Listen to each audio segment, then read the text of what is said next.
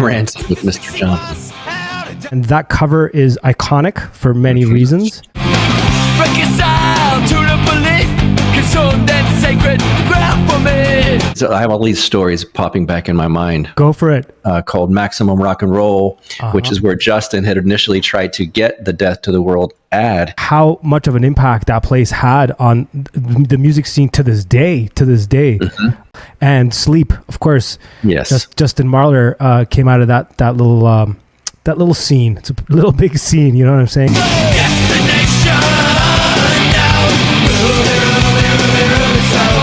Yeah. It's so good. It turns into pop punk. And it's kind of started reminding me of the church. You have like the pure source of the pre-denominational Christianity, this evangelical, like sort of, I compare it to like pop punk, right? And it's a very good analogy. And I should preface this with the Orthodox Church is for everybody. Yes. Like you have to come into this to change you. Yes. Don't come into it wanting to change it. I was like working on like a formula. I'm like DIY, do it yourself, plus anarchy equals nihilism.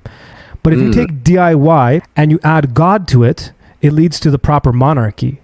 There was a line about in the journey to the end of the East Bay, and it said something like, "Too much attention unnecessarily broke us up." Too much attention on a board of being destroyed us. Or something like that. Yes. And so there's always that temptation or threat when it's too many outside voices that don't have the right intentions.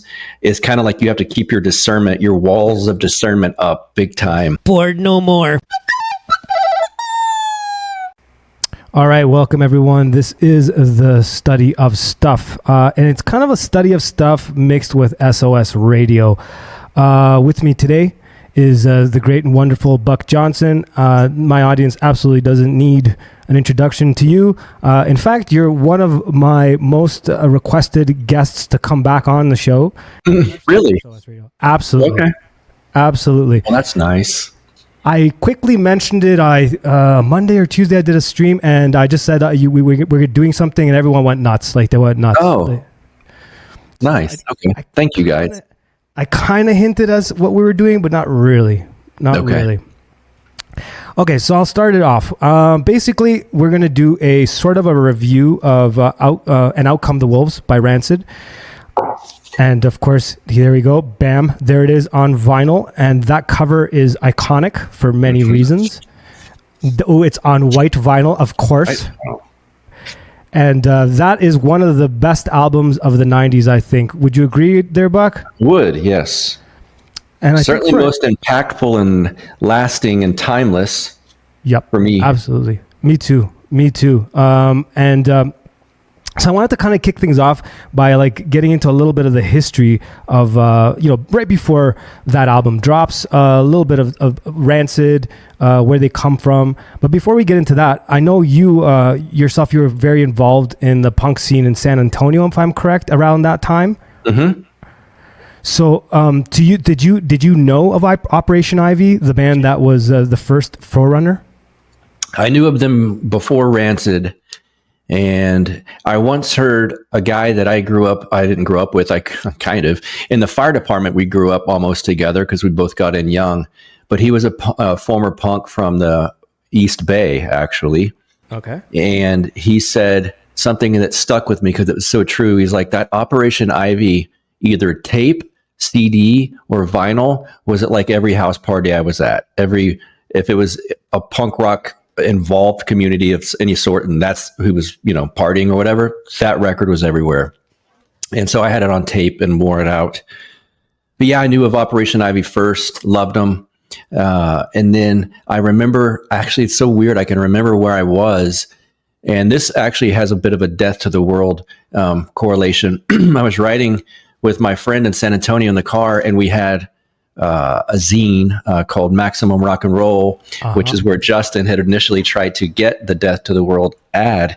And my buddy said, there's this band called Rancid that's coming out now, and it's got some guys from Operation Ivy in it. And so it's like, well, we got to go find what this is all about. And of course, for all the younger people, this is before the internet. Yeah, it was before the internet was widespread and effective, and so there wasn't like, well, let's listen to it on your phone. It was like, well, let's find the record store that we usually go to that has this sort of stuff, that's most likely to have this sort of stuff, and let's see where Rancid is. Yeah, absolutely. And bringing up a record store and a zine is a key component to what I want to get into, because that's community. And that was a big part of what I loved about the early, or to me, what was the early 90s punk scene, like late 80s, early 90s. It was the whole community. That was a big, big part of it. And because there was no internet, because there wasn't any sort of file sharing or anything like that, you had to do it human to human, either with mixtapes or buy this album or check this zine out. You know what I mean? Mm-hmm. So like a big part of that is takes us right into Gilman Street. Have you been to Gilman Street or any? Because I know you did some time in California, right? I have not been inside. That was the bar itself as well as the street, correct? That's right. That's right. Yeah, I passed it one time. I believe it was closed. I don't remember, but there was a record store that I like going to, and I can't think of what the record store is called near there. Mm-hmm. And boy, I wish I could remember it, but I remember passing back by, and we were like, wait a second, that's the place, you know? So I didn't go inside, but I have seen it. Yeah, it's quite the history, that place. Because I'd forgotten a lot of this punk history, so I was like, just kind of doing some research, looking into some stuff, because, you know, it's been years, right? And I didn't realize like how much of an impact that place had on the music scene to this day. Mm-hmm. And like... kind of like doing a little bit of a deeper dive, especially in the beginning, the whole concept was, it was kind of like an art co-op where people would just kind of go and like share ideas and share art. And there was a distinct difference between that scene and a lot of the other scenes, especially the San Antonio scene and the scene in LA, the scene in Berkeley. They were extremely violent. And I remember when you were on my show, you described some of the violence. And at Gilman Street, there wasn't that. It was more about like just trying to like kind of group together and create community.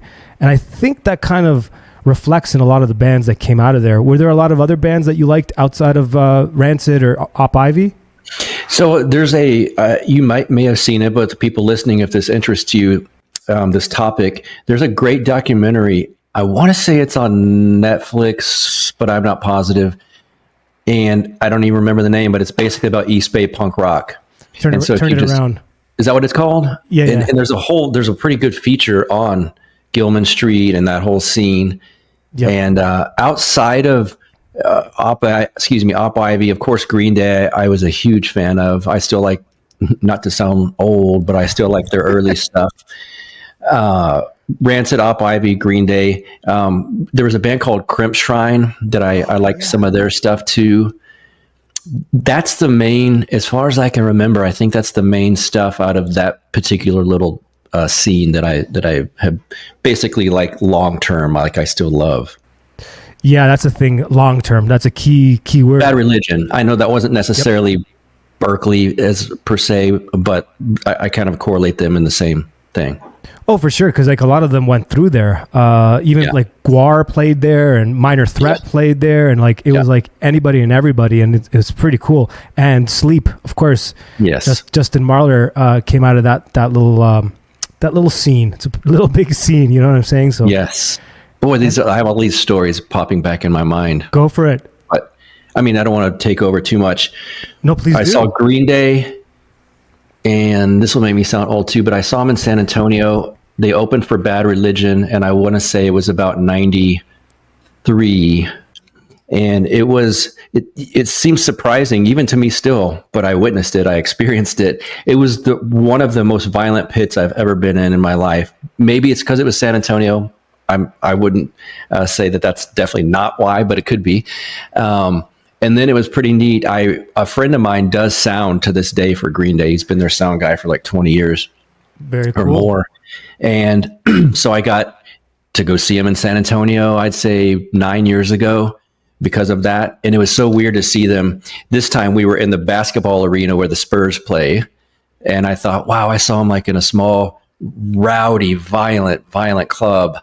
And it was just an insane, like legit punk rock show. And then I'm seeing him in this arena, and there's like kids around me and parents and stuff. And he even said, Billy Joe said something like, who wants to stay up late and not do their homework or something? I was like, oh my God, this makes me feel old, or I'm in the wrong place. And then he did, though, to his credit, say, you know what, we're going to play about a 20, 30 minute set here for your parents. And he launched into all that stuff. Awesome. And I was like, oh, okay, here we are 20 something years later, at least.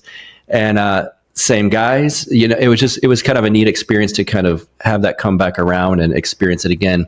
And then I saw Rancid at a pretty violent club in San Antonio called the DMZ. I'm not sure if it's still there or not. Very heavily populated with punks and skins at this place. And I remember they were a 4-piece already, and they were in a van, and they walked by in a tight quarters and into the club that we were at to load their stuff in, and they reeked of just not showering, no deodorant. And I was like, I kind of joked to my friend, like, I think the name Rancid's from the way they smell. Yeah. But I thought too, like, it's the real deal. This is not like pretty boys, coming in heavily made up and all this stuff. Like, it was the real thing. And I kind of wrote part-time for a zine. Part-time it was. I wasn't paid. It was for fun. I specifically still don't remember this, but I've been reminded by my buddy I'm still friends with. He says I interviewed Tim for that zine. Here. And that's what I said. He goes, how can you not remember that? We sat in that back room when they smelled real bad and you interviewed him. I still don't remember that. Apparently it happened. And my buddy who was with us, swears that it did happen. It's just strange that that's out of my memory. What's the name of the zine? I'm going to hunt this down. You know what? I have to ask him. I should ask him and send it to you, because of all people, you would find it.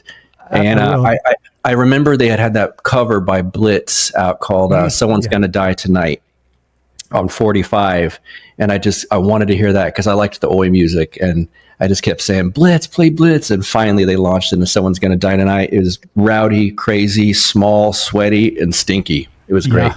Sounds like Rancid. And that's the thing that like people kind of like criticize them for, like, selling out and this and that, which I would say they're one of those bands that most definitely didn't sell out. I have a different opinion on the word sellout now that I've gotten older and I kind of, a little bit more seasoned. I get it. You know what I'm saying? But at that time, I remember people calling them like Clash imitators, calling them sellouts and this and that. I'm like, what are you talking about? They totally stayed on their own. At that time, Epitaph, they stayed independent.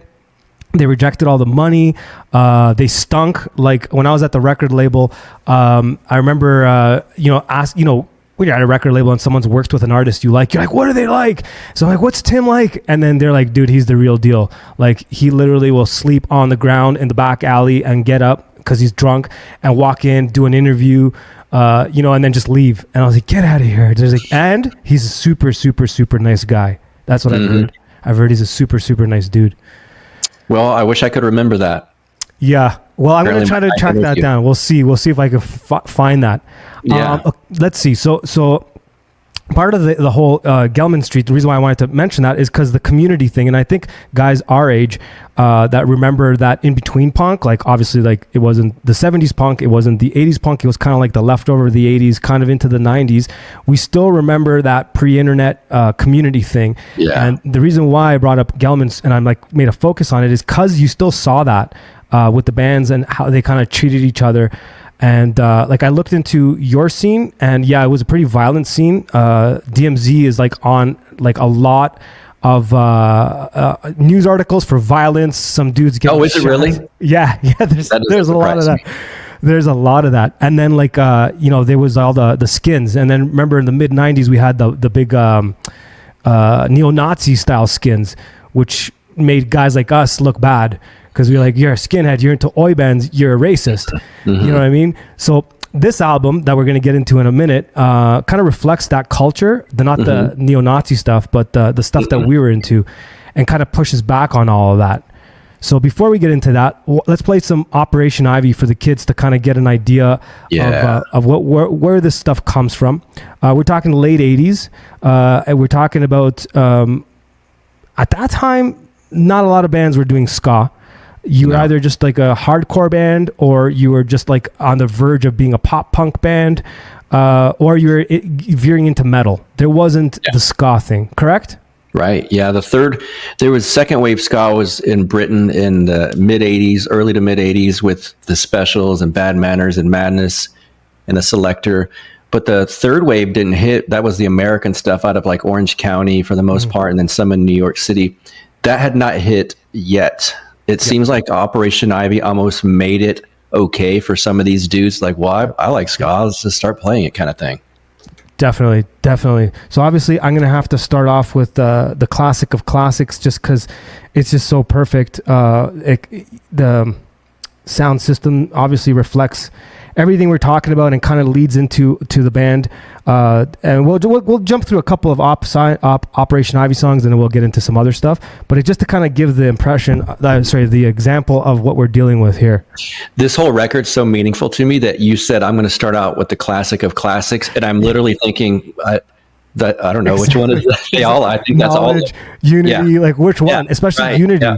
Yes, like, that's what I thought you were going to play actually. I'm going to move into that because of the whole skinhead stuff too, right? Yeah. So, and it also shows Tim, because Jesse Michaels, the lead singer, he has his style, and then Tim has that barking, grisly, growly sort of voice, and it kind of works so well with each other. Like they're just great. Let's go with this one. So you can kind of hear that beginning of what turns into Rancid. Yeah, bass playing. Bring me back up, yeah. One day that I can't depend on. Sound system gonna bring me back up, right? One day that I can't depend on. Try to describe it to the limit of my ability. It's there for a second, then it's giving up what it used to be. Containing music somehow more than just sound. This inspiration comes in twisting things around us. You always know that it's gonna have to go. You always know that you'll be back in the cold. One of the budgets. I love that guitar tone. Sounds gonna bring me back up, right? One day that I can't depend on. Sounds gonna bring me back up, yeah. Like right there, that kind of gives everybody the idea of what we're dealing with. Also, like there's shout outs to Jamaica early on, you know what I'm saying, with the sound systems and all that. Yep. That's one thing I really appreciated about Operation Ivy and Rancid in particular. Yes. They did shout out to Jamaica, you know what I mean? A lot. Yep. And the snare hit, you could hear, I'm talking to a drummer, because to me it's all about the snare. And like you could hear it's not quite there yet. Like not the skill of the drummer, but the tone. The tone isn't there yet. And it doesn't reflect that 90s sound, which we'll get into in a minute. And then we got Unity, of course. So this is like for like anti-Nazi style skinheads. Yeah.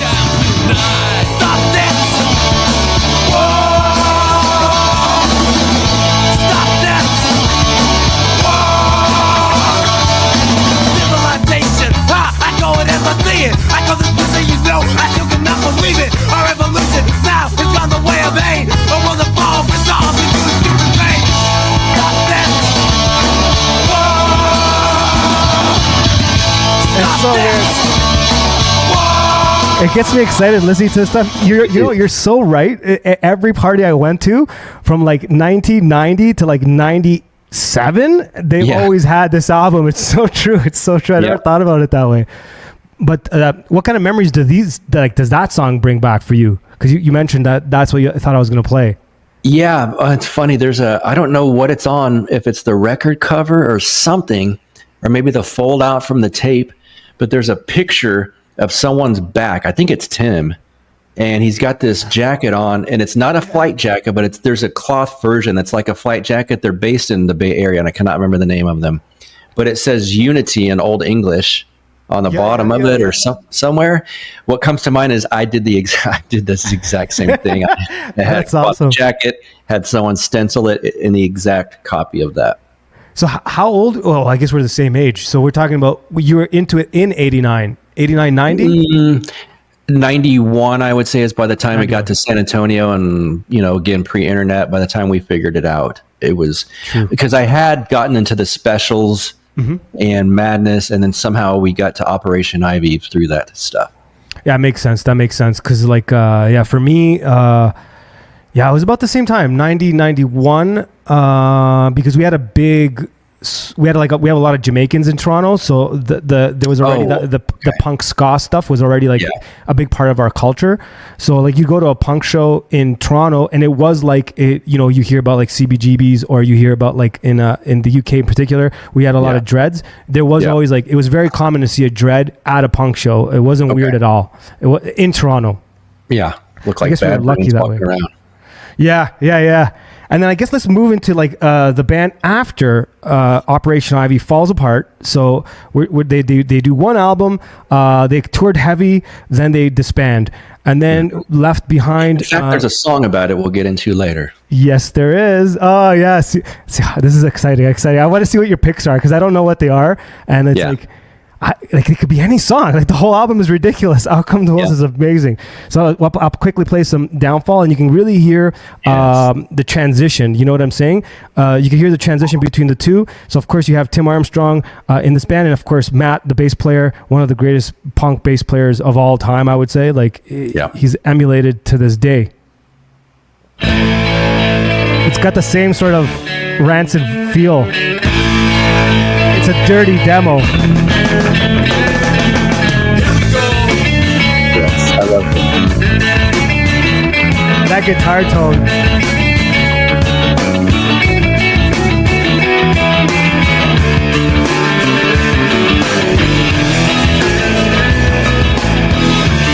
There's a snare hit. The sound is getting there. Yep.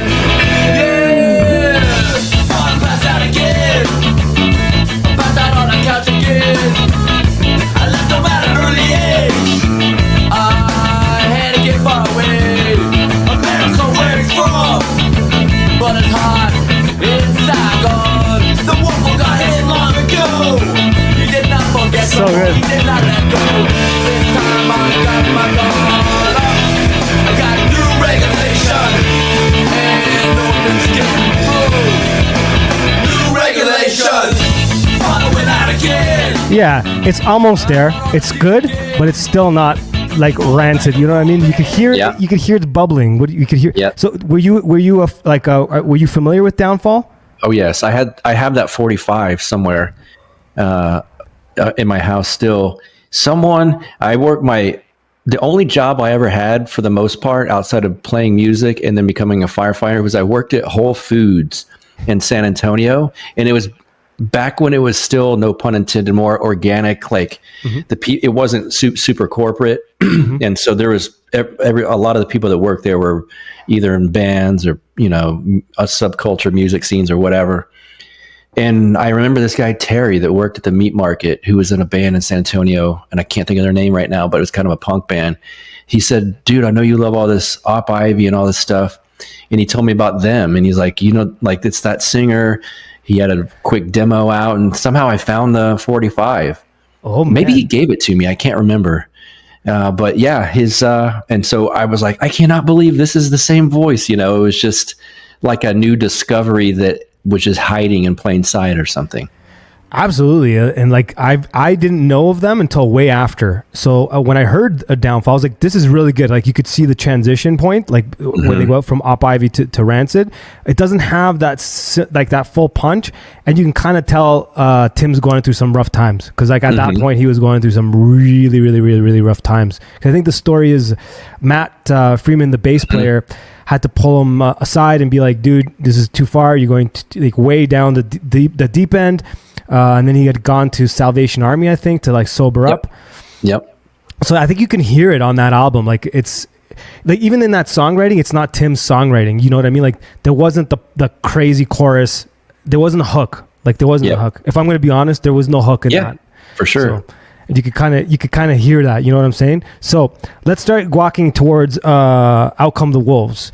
So for me, the reason why I wanted to talk about this album, actually, I kind of didn't even know why it popped in my head. And then all of the Death to the World comparisons and Justin Martyr started to make sense to me. Because I'm like, why did I even ask to do this? Like, why am I doing this? But we'll get to that at the end. But in terms of like music, why? Because a lot of the youth today I don't know, I know you're not on the TikTokies and you're not on all those things, and I dislike it a lot, but I did go looking for some new music, and I couldn't, like, I'm like, this generation's got to be putting out something good. So I went there looking, and honestly, dude, I was a little disturbed to the point where I don't even want to play it for you. So what they're doing now, these kids, is because I guess they're on the tiki-taki thing, that they're just looking at punk bands and just emulating the look. Like, so there's one guy that dresses up like Sid Vicious, and his girlfriend dresses up like Nancy, and they try to play the part, right? Oh God. Right. And then better heroes than that. Right. And then like what they view as punk is like pretty cheese. And I'm not trying to like be the old guy in the room, because like every younger kid, I'd always look to see what are they into? Like, what are they? And I just couldn't find anything from these young kids. And I'm like, you think that's punk?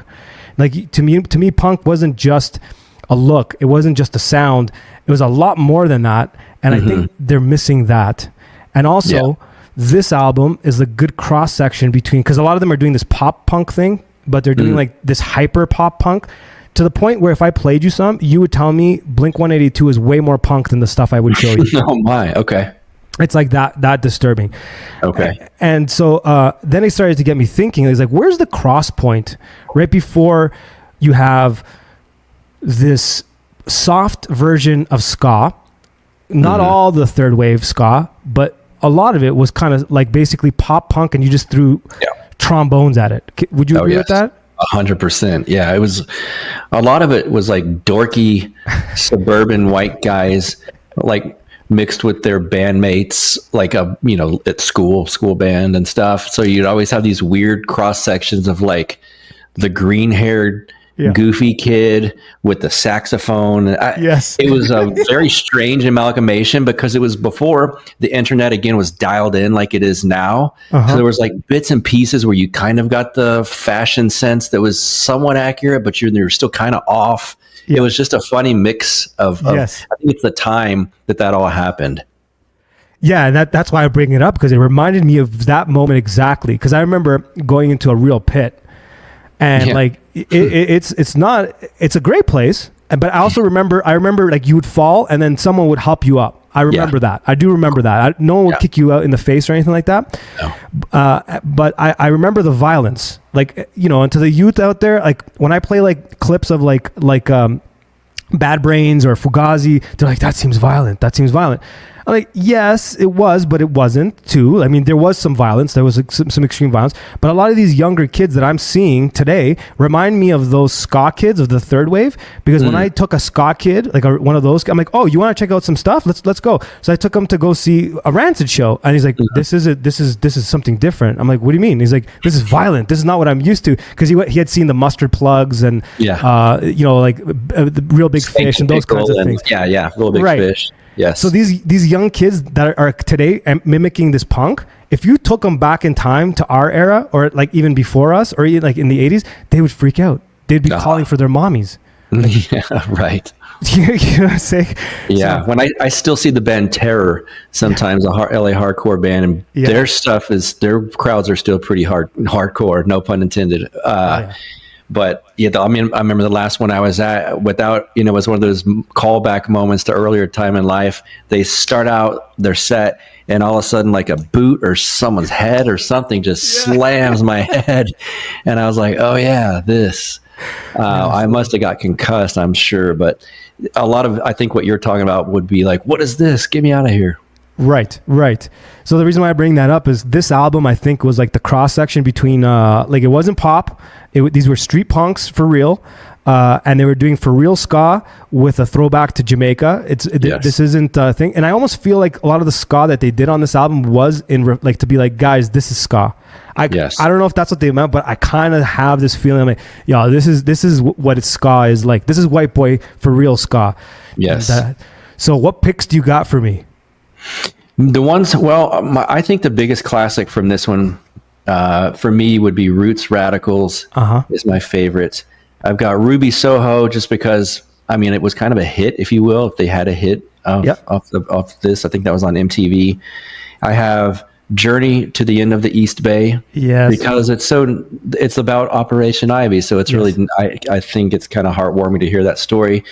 Time Bomb, because it's classic. He later called himself Tim Time Bomb. And then just the lyrics, like, it's just cool. And that was when I was like, man, this version of ska, it's not necessarily like Desmond Decker or something, but holy goodness, it's better than this like poppy third wave crap that we were hearing. And then Disorder and Disarray is one of the most hardcore, like punch in the gut punk rock, like straightforward raw songs on here. That's the ones I have. I love that list. I did try, and I was like angry because I couldn't find, like, I'm like, how do I pick? But I think Journey, we got to play that first. Because the lyrics are so poetic. That's the one thing that sometimes people overlook about Tim's songwriting, and also because he slurs. Yes, he does. He also slurs, but I think that one, we should start with that. What do you think about that? I knew that'd be on your list. Yeah. All right, let's do it. Let's go with Journey. I'm going to try to do some real crazy stuff here. I suck at the tech. That's why it's good to have Manny around, but we're going to do this. We're going to actually look at the lyrics while it plays. That is not Journey. Here's Journey. I know what that one is. Will it change? What's going on? Oh, there we go. There you go. Why is it going already through? It's not even there. What's happening? Let's see if it rewinds.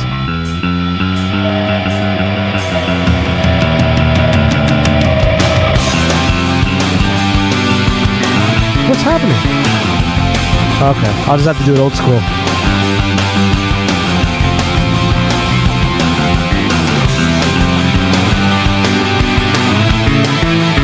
That bass, man.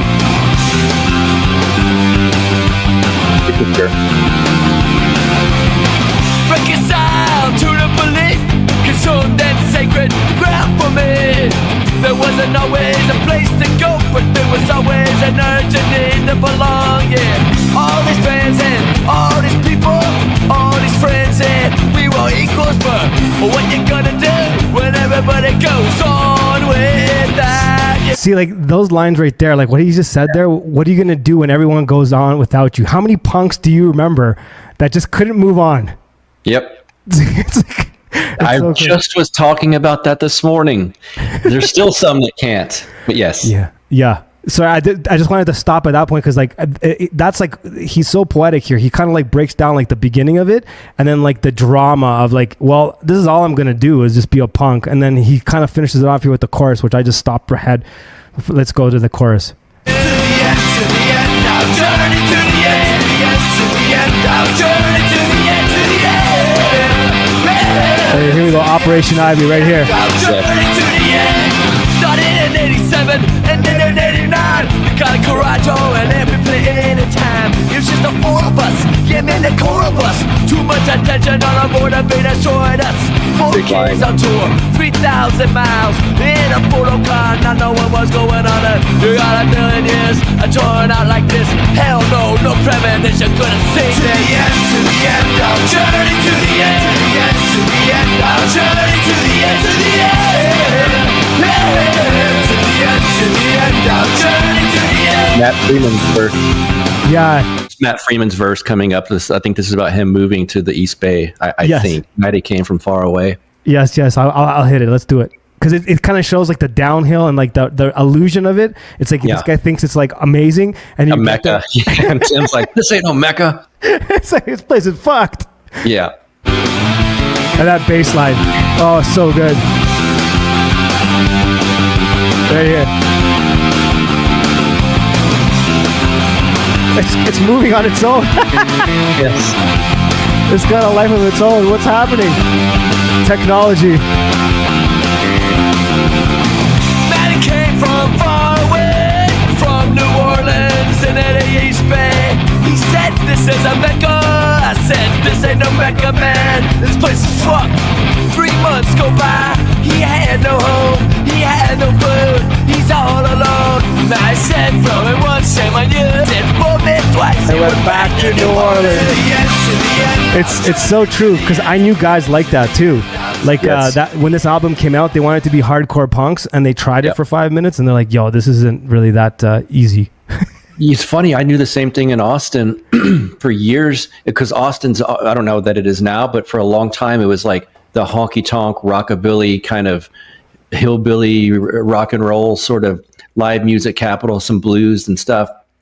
And I, throughout the years, so many people I would see move there. And then every once in a while, it's like, I'm going back home. Oh, I'm moving back home. What happened? And it's just like, I would use the phrase this Austin music scene swallows people up and spits them back out where they came from.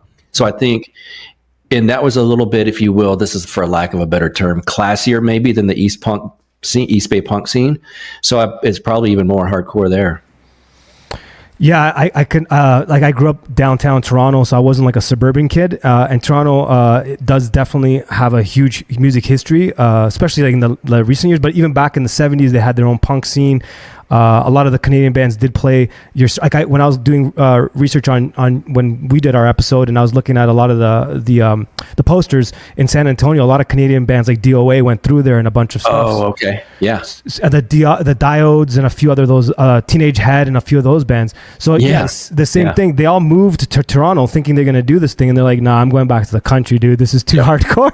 It's just too hardcore. And I remember like that was another thing in the 90s in Toronto. A lot of the venues, they're falling apart. So a lot of these punks would grab these busted up venues, and then they would just like throw on punk shows. And I remember like suburban kids coming into the city and then taking them to their first punk show, and then just watching the reaction on their face. I'm like, this kid ain't gonna last.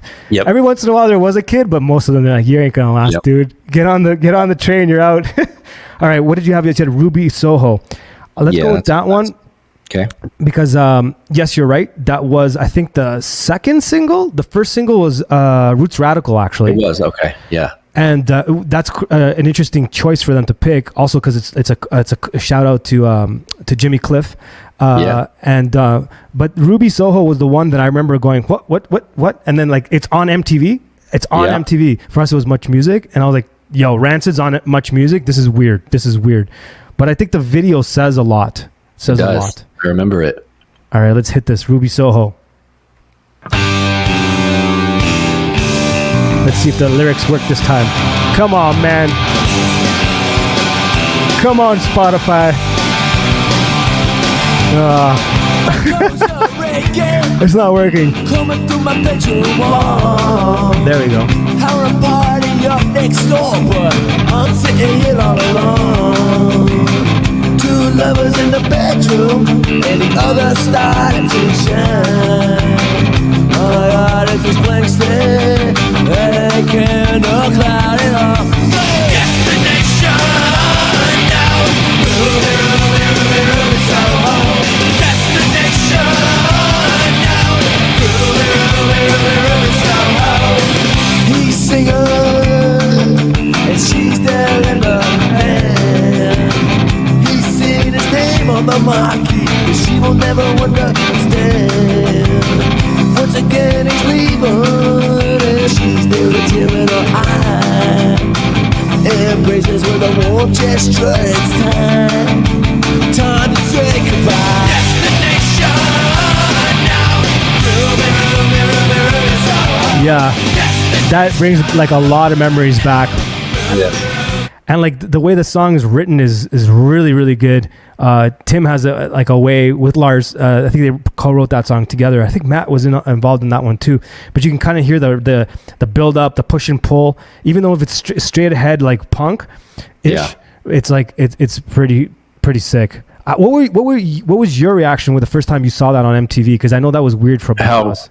Absolutely badass they looked. I think that's the one where they pulled up in some sort of like 70s Cadillac car or something like that, and I just was like, I think they're running from someone. I can't totally remember all of it, but I just was blown away. And again, not to keep harping back on this, but pre-internet, that's if you want to check out the aesthetics of some of these guys, it's not like a lot of this sort of music was on MTV outside of maybe some crossovers on 120 Minutes or Headbangers Ball, but my mind was kind of blown away. I was just like, look at how cool these guys are. It was such a, everything was more in your own specific area location back then. Mm-hmm. And so I didn't know what all the East Bay punk rock dudes look like. So true. That's a good point. That's a great point. because I remember that too. Only reading about the scene in a zine, but not having seen the images of what was going on in there. Yeah, that's a good point. That's a good point, because that was like the beginning of like street punks becoming popular. Yes.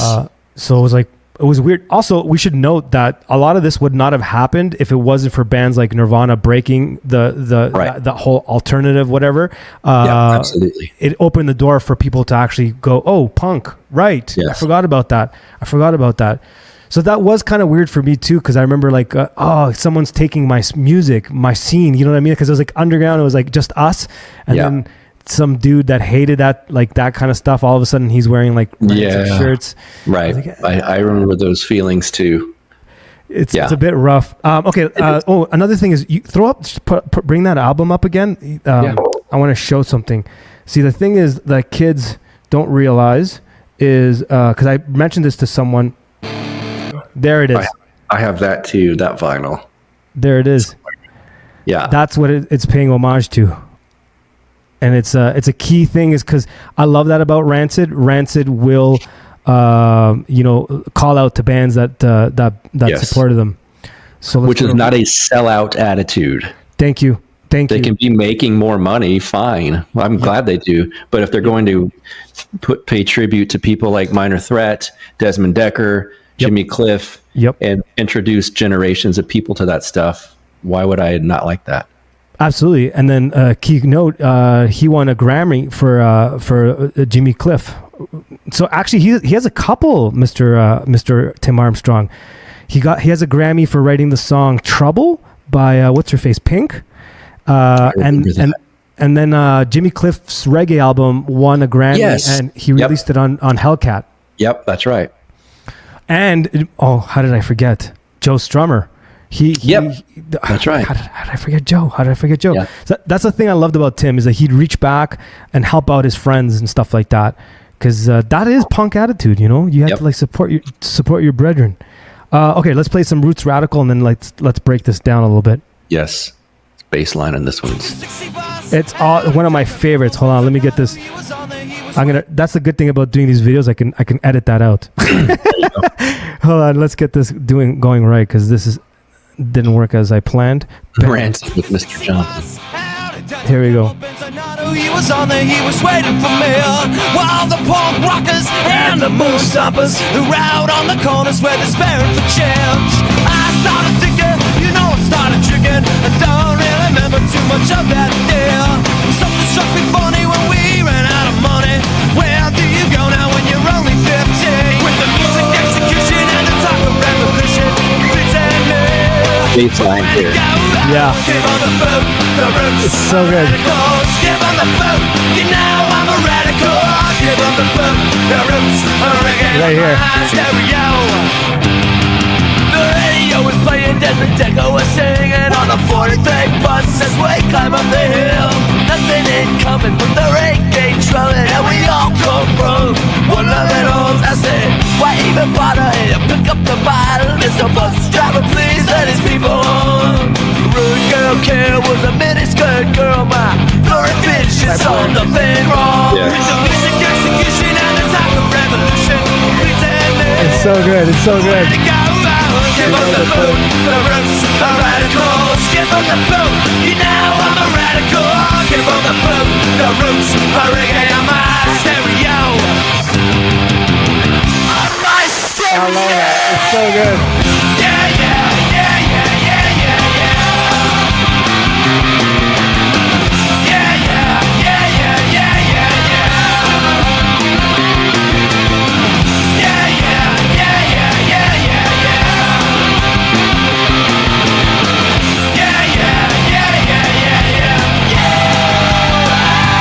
I love this right here. The 60 bus out of downtown Campbell, Benzonato. He was on there, he was waiting for me.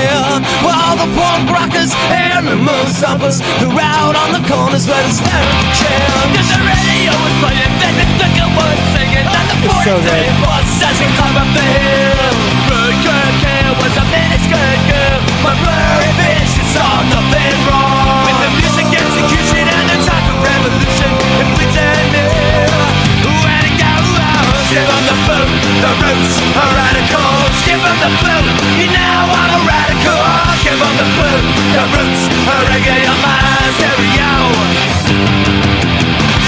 the fruit, the roots are radicals. Give them the fruit, you know I'm a radical. Like that's definitely to this day I play that song. Like most of this album I play a lot, but that song is like always like on heavy rotation.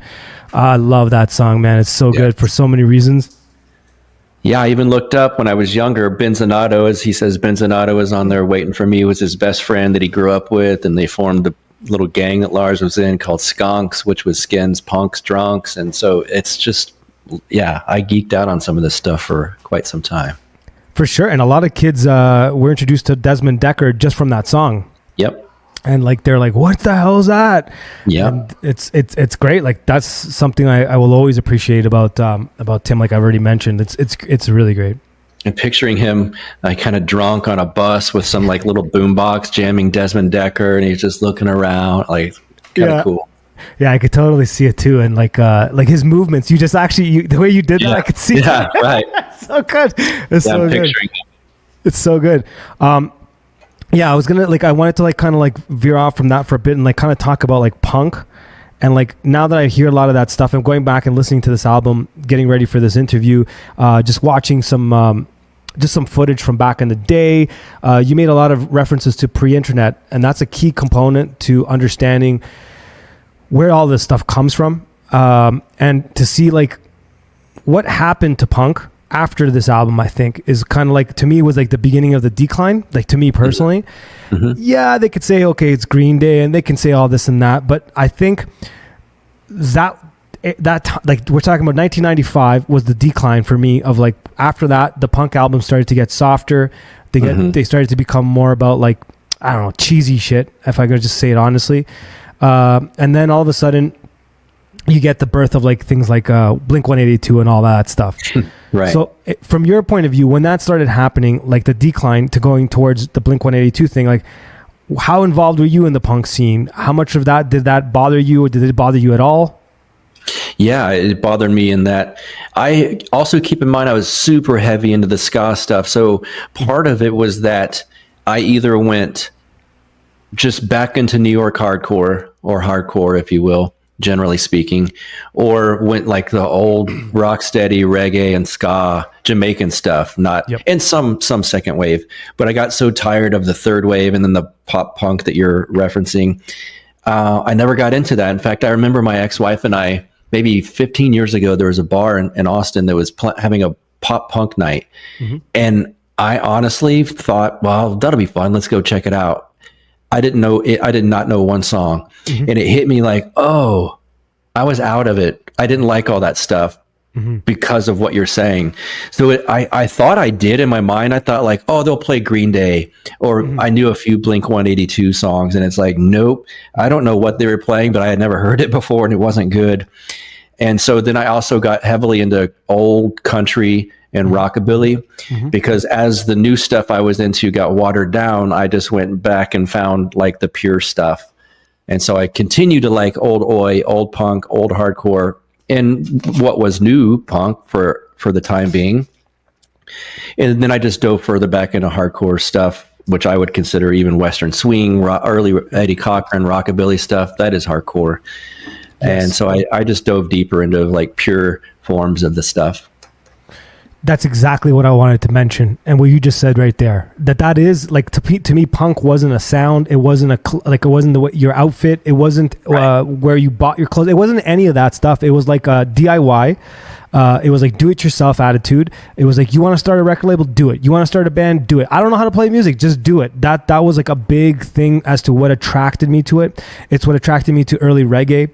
And then when I started to go back in the catalogs, because like I was into like older, classic rock. What I meant by classic rock is like the rockabilly stuff, like Sun Records. I'm talking about that stuff. I wasn't so much into like the cheesy stuff in the 70s. I wasn't into that. Neither was I. Right. At all. In fact, that was gross to me. But then I would go back after being annoyed by that, and I did exactly what you did. And I put on like, something like as simple as Jerry Lee Lewis, and be like, this guy was punk rock, man. Big time. You know what I mean? And then like Little Richard, I'm like, the dude is punk rock. Like, that's for real. And then I started to get into like garage rock, like the 60s garage rock stuff. Yes. Sonics. Yeah, that's awesome. 13th Floor. Yep. That kind of stuff. And I was like, yep. okay, Moving Sidewalks, who later became ZZ Top, also cool. Yes, yeah. Oh, Texas. Yeah. Because they're from Texas, right? Yep. Yeah. So, well, why am I saying that? Houston. Of course I know. Yeah. So, like, for me, one of the reasons why I wanted to kind of like even have this conversation, or I realized it after, like, what possessed me to want to have this conversation. And then it started to occur to me, like, I was talking to Justin Marler. We were having some conversations about like orthodoxy, where that's going. I started having conversations with some priests and some other people like in our little community. And I started to see a lot of the concerns in some direction where this is going. So hold on, I'm going to take this into a little bit of a different area here because I couldn't even understand what possessed me to even want to have this conversation, like I said earlier. And then it occurred to me, it's like, well, Justin Marler came from this scene. And then guys like him went off and, you know, he was in sleep. We all know that. He was ready to sign a record deal and become the next big thing. Decides to abandon that. And then, you know, everyone knows the story where that goes. But then you have guys like Ian MacKaye going to hang out with him. And he's asking these questions. And then I'm starting to see a lot of other priests that I've like getting to know, like for guys from Luxury, and Father Christopher Foley posts a picture of him with Ian MacKaye. I'm like, okay, so these guys are all in the same sort of thing. And then you mentioned that Justin Marler had mentioned to you that Jesse Michaels was also kind of curious. And I'm just like, okay, so everybody that I've interviewed now in our little community that have punk roots all say the same thing, that they're digging, they're trying to find the truth, they're trying to go back to the source of it all. So we kind of went into this whole DIY thing with anarchy, which leads to nihilism. And we kind of all realized this isn't it. It has some truths in it, but this isn't it. And it turns into pop punk in a lot of ways. And it's kind of started reminding me of the church. You have like the pure source of the pre-denominational Christianity, and then it starts to get watered down, and you go all the way through to this evangelical, like sort of pop. I look at it, I compare it to like pop punk, right? Because it's like, it's got that thing. And then now I'm starting to see with online orthodoxy that some people are joining. Like, I'm not trying to be controversial, but I am seeing like people that are sending me messages and stuff. They're kind of joining for the wrong reasons. You know what I mean? Like the political reasons. Oh, yes. And so how do you feel about that? Because like I don't want to make this a controversial conversation, but do you see these connections that I'm making? Am I far off? Like, does this make sense? No, it's actually my answer is yes, it makes sense. No, it's not far off. And it's a very good analogy as you're saying, and I'm picturing it because you said something earlier that some of us listening have all felt. Oh, then the guy that I always thought is a cheesy guy or whatever, for lack of a better term, wearing the Rancid shirt. And then so now, and I should preface this with, the Orthodox Church is for everybody. Yes. I do think it's not for everybody in this moment. It wasn't for me 5 years ago, but it is for everybody. But I think what you're alluding to is there are some outsider types that you're like, he's into it. And maybe it's watering it down, or it seems like there's something that's not pure within it. And I'm by no means saying like my work is all pure Orthodox by any means, but I think you understand what I'm getting at, to where you're like, hope he's in it for the right reasons. And, you know, you can get into stuff. Like I've heard Father Turbo, I think it was, say, you know, people will say, oh my God, there's white nationalists or white supremacists going into Orthodoxy. And he's like, yeah, why? That's exactly who we need to change their minds. Like, that's what we want. Like, you have to come into this to change you. Don't come into it wanting to change it. So that's an issue, but that happens with everything. I just don't want it to happen with the church, because that is the thing. I don't like when it happens to, I don't know, a movie series or punk music, because it happened. You're like, ugh. And then it attracts a whole other type of thing. And it's like, if that's what you want in the Orthodox Church, there's 1,000 denominations that you can go find. It's just not this one. So I think there's the temptation in all of us to try to put our mark on something or something like that. And it's like, that's fine on certain things, but just recognize, like, when you come into the church, that is the thing. That's not a thing you're getting into. It's literally the thing of all things. So that's when you have to be a little more humble, I would say. You just gave me a Buck Johnson answer, which I always adore and love. Your response is perfect. It's exactly what I was looking for, and the kind of direction I wanted to take this towards the end. Now we're towards the end now, and it's a great way of summing this up. I agree. People can get into it for the wrong reasons, because I know a lot of punks that entered it, for like cheesy reasons. Like a lot of punk. I actually know younger kids that got into it for, like, let's say a Blink-182, and then it takes an older guy like us to be like, Descendants, check them out, and then they go down that pipeline, and then a couple years later you see them and they're like, legitimately they know what they're talking about, and they take down the costume and they become it. They start to look for the purity of it, and they're like, you know what? Because of you, I got into Link Ray. Like, I had this kid go send me a thing. He's like, Link Ray. I'm like, how did you get to Link Ray from me? And then he's like, well, I went from Descendants to and I'm like, beautiful. So that could equally happen in the church, and I have seen that, right? And I have seen that. I've even seen like Cradle Orthodox take a negative position to people coming in, and I'm not a fan of that. I'm like, no, dude, like, people got to come to the faith. This is not about like an ethnic thing. Like, this isn't a band shirt. It's a social club, right? Exactly. It's like it's exactly what Father Turbo said about the white nationalists. That's exactly who we need to come to the faith. So there is that, and then there are the few that or the many that kind of get into it, kind of like how we were talking about earlier. Those guys moving to San Antonio, or those guys moving to the Bay, or they're moving to Toronto. They think it's like one way. They get in there like, yeah, okay, and then they're like, this isn't for me. I'm out. They're on the first train back to New Orleans, right? So I'm seeing some of that, and that's okay. That's okay. Like, maybe we need that as a faith and all that. But I wanted to kind of like sum up the whole DIY plus anarchy, because I was like working on like a formula. I'm like, DIY, do it yourself, plus anarchy equals nihilism. And I think we've all felt that. But if you take DIY and you add God to it, it leads to the proper monarchy. So I'm working on this formula right here. Okay. I'm going to be dwelling on that now. Okay. Yeah, and if you find any holes, let me know, because what we're working on as a not to plug the Board No More thing, but Manny and I were sitting around talking about Board No More, this zine thing that we're trying to do, like all of it that we're trying to piece together. We want to do shout outs to everyone that has inspired us and all that stuff.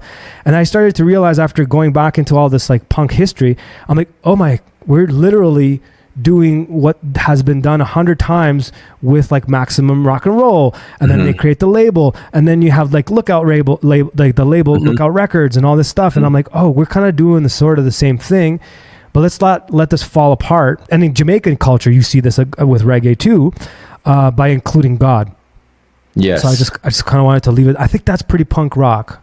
It's there was a line about in the journey to the end of the East Bay, and it said something like, too much attention unnecessarily broke us up, or something like that. Yes. And so there's always that temptation or threat when it's too many outside voices that don't have the right intentions.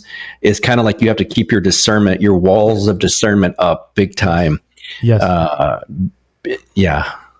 There's certain things Father Turbo told me, I'm not going to repeat, but I'm thinking of some of the things he said, like, just watch out. And what's that phrase? He said that to me so many times, I should know it. Something as nice as a dove, peaceful as a dove, is cunning as a snake, or something along those lines. Oh, yeah, that sounds pretty Father Turbo. Yeah, I see where he's going with that. And I think that's very, very true. It's very true, because that's the easiest way to sneak yourself in is as a dove, and then you find out it's a costume, and it's a totally different thing. And I think especially with the last couple of weeks news cycle coming out of not just the US, but predominantly in the US, like you could see that's kind of creeping its ugly head again. You see like a mass amount of like people taking sides and jumping on things, and I totally get it, like as I would too, and I do have an opinion, but I could kind of see that if you get too caught up in that, it could be like that punk rocker that won't let go. You know what I'm saying? That'll be like 60 and still like records in his mom's basement kind of guy. Yeah. So we're at the end of this, and I kind of wanted to like leave any space open. Like, did you have any final thoughts on any of the things we discussed? Punk rock, the scene, the album, any of that stuff? Well, I was thinking of a line also that I didn't mention it earlier, and it was the one we kind of joked about the line where he says, "This is a Mecca," and this place is a Mecca, and Tim responds with, "This ain't no Mecca. This place is effed."